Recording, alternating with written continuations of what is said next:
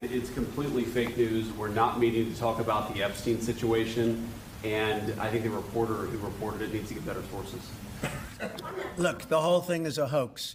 It's put out by the Democrats because we've had the most successful 6 months in the history of our country, and that's just a way of trying to divert attention to something that's total bullshit. President Trump and Vice President Vance addressing reports of a meeting that was set to take place yesterday with the VP and key Trump administration officials expected to discuss the Epstein files fallout. Vance now claiming that meeting was fake news, despite NBC News and multiple other outlets reporting it was set to take place. I want to bring in NBC News White House correspondent Monica Alba, MSNBC legal analyst and former U.S. Attorney Barbara McQuade, and Walt Pavlo, CEO of Prisonology, an expert firm that represents inmates before the Bureau of Prisons. Monica, do we know what happened with this meeting that was planned at the VP's residence? And what's the plan now?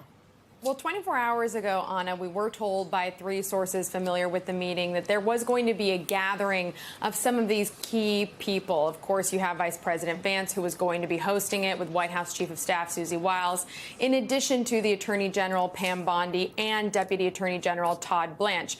But we were told that this was going to be a conversation where these officials could discuss a range of topics, including most likely the Jeffrey Epstein controversy and ongoing fallout surrounding that, because the administration is currently evaluating a path forward on a couple of fronts here. But as the day went on, and as you saw there, the vice president was asked about it directly. He said in his words, "We're not meeting to talk about Jeffrey Epstein specifically." But then we were told that that so-called gathering that was going to take place in the evening did not actually happen. At least it didn't take place at the vice president's residence at the Naval Observatory. Did it perhaps become a different kind of a meeting? Was it a different kind of a conversation that took place elsewhere? Was it rescheduled? We are still trying to report out more details on that, but I think it was really clear from the president's own answer, his view on this entire situation, even though, again, we're told by a source familiar with the matter that the White House and the Department of Justice are still trying to make a decision about whether to release the transcripts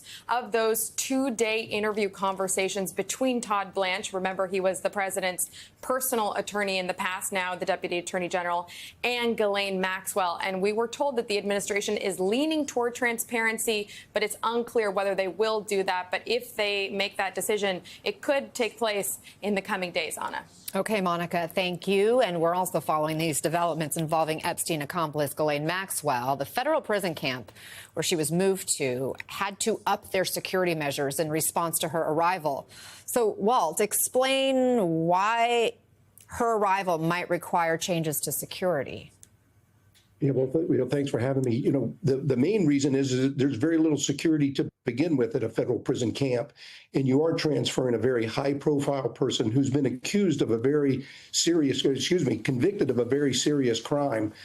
A sex offense and human trafficking. They're not used to having that kind of an inmate there. So I would think that there's 2 things that are going on. One, they don't want anybody to go after any of the inmates that are there. And number 2, I think with such a high-profile person at a minimum security camp, they want to make sure that that person doesn't walk away, which is something that happens in Bureau of Prisons facilities at federal camps. This prison has wrought iron fencing out front. It has chain link fencing with razor wire around the perimeter.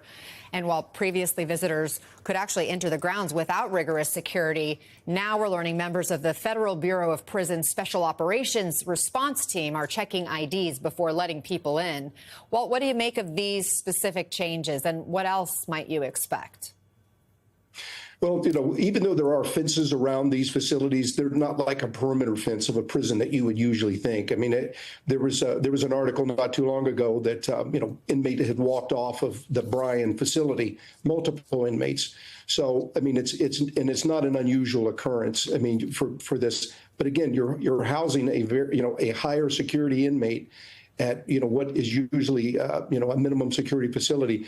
And I'll add, her ability to get to that is really unprecedented. Her with that crime, the fact that she was a fugitive for a while, and wasn't even denied bail. I mean, tells you the kind of security that they thought that she needed. So they needed to bring that to that facility, and still is unknown why.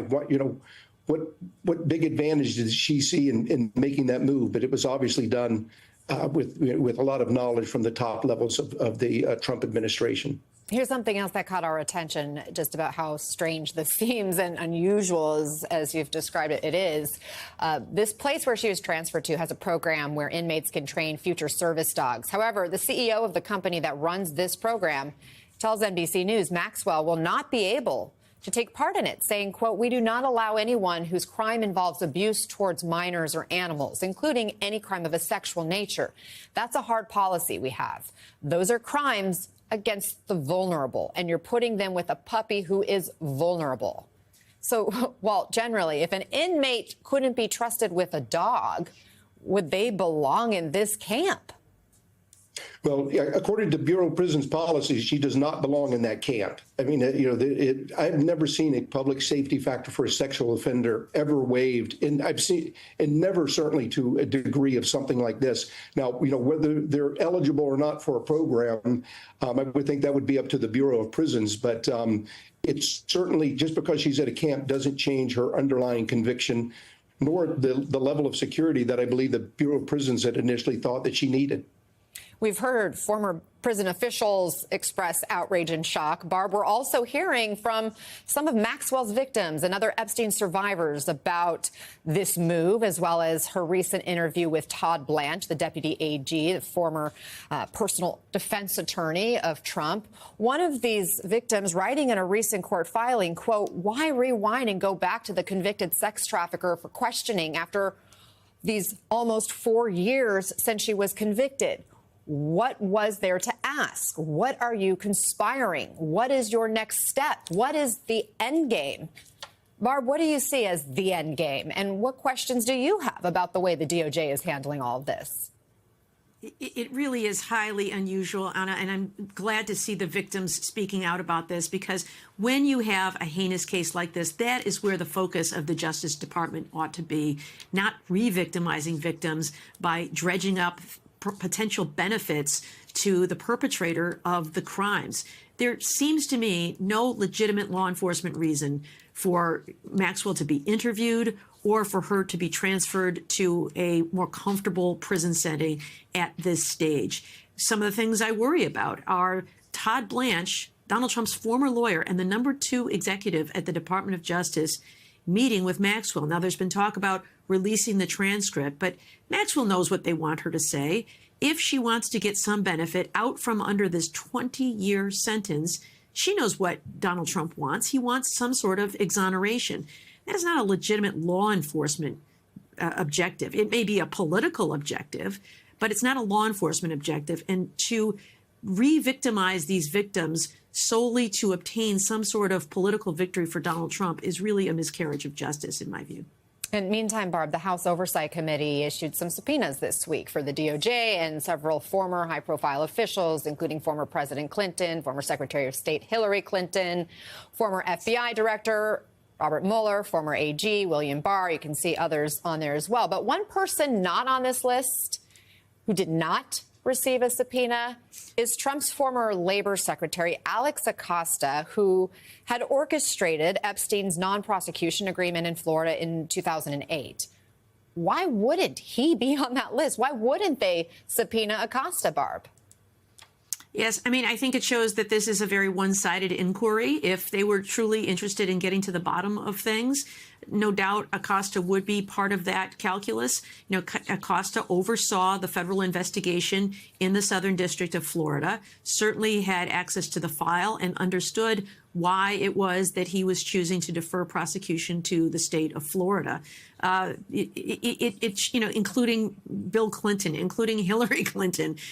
It shows that this is perhaps not an effort to truly get to the bottom of things and to reveal the truth, but to use this scandal as an opportunity to score political points. Barbara McQuade and Walt Pavlo, thank you both